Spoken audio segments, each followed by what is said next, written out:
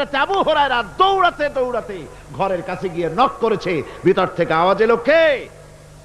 হযরত আবু হুরায়রা বললেন, মা, আমি ফিরে এসেছি। মা বলছেন, বাবারে অপেক্ষা কর, দরজা খুলতেছি। হযরত আবু হুরায়রা বলেন, মায়ের গলার আওয়াজের মধ্যে শিরকিয়াতের কর্কশতা পেলাম না, মায়ের গলার আওয়াজের মধ্যে তাওহীদের নরমিয়াত পেলাম। আমার মনে হলো রাসূলুল্লাহর তীর তার নিশানায় পৌঁছে গেছে।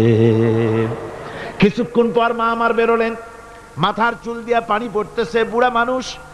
মা আমার কাছে এসে বলল, বাবা, তোমাকে মারার পর আমি বড় অনুতপ্ত হয়েছি, মনে মনে অনুশোচনা করেছি। আরে আমার ছেলে তো কোনো খারাপ জায়গায় যায় নাই, কোনো খারাপ মানুষের কাছে যায় নাই, মারলাম কেন?